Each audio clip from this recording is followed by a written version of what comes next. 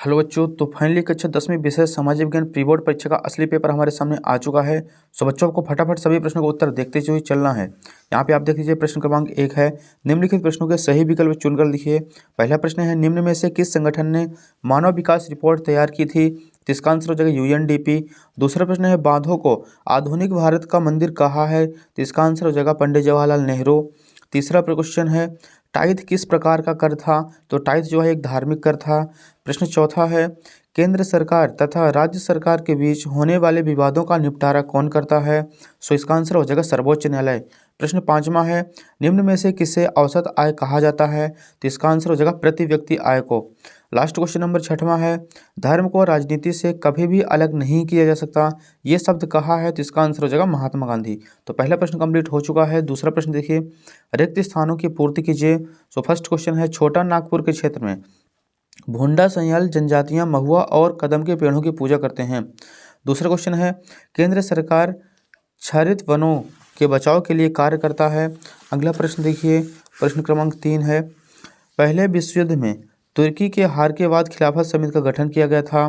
प्रश्न चौथा है, लॉर्ड इरविन ने अक्टूबर 1929 में लाहौर अधिवेशन का ऐलान किया था। पांचवा प्रश्न है, भारतीय संविधान में संघ सूची में 100 विषयों को शामिल किया गया है।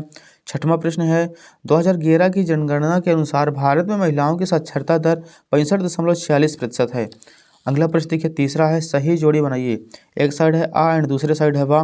पहला प्रश्न हो जाएगा, करेंसी नोट जारी करता है? सो इसका आंसर हो जाएगा भारतीय रिजर्व बैंक। दूसरा क्वेश्चन है, the spirit of the laws? So इसका आंसर करना है मॉन्टेस्क्यू। तीसरा प्रश्न है, मध्य प्रदेश? तो इसका आंसर हो जाएगा वेवर या दाहिया। चौथा प्रश्न है, मूंगफली? तो मूंगफली एक खरीफ की फसल है।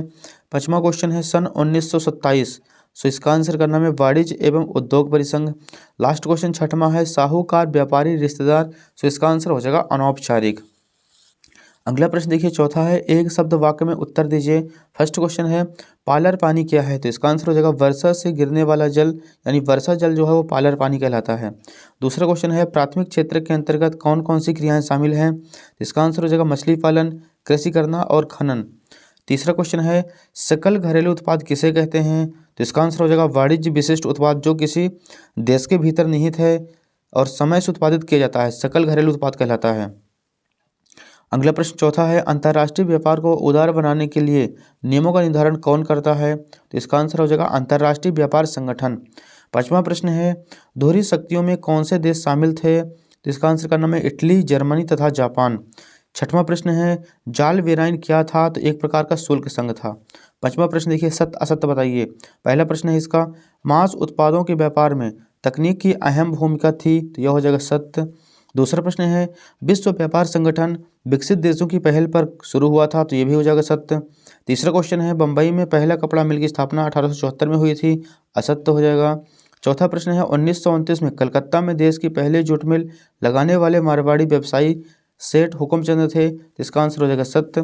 पांचवा प्रश्न है, श्रीलंका में गृह युद्ध 2008 में समाप्त हुआ था? तो यह हो जाएगा असत्य। छठवां क्वेश्चन है लास्ट, बेल्जियम में सामुदायिक सरकार व्यवस्था है? तो यह हो जाएगा सत्य। अगला प्रश्न देखिए, छठवां है हमारे सामने, वांगर तथा खादर में अंतर बताइए कोई दो। प्रश्न 7 है, भूमि निम्नीकरण के कोई दो कारण लिखिए।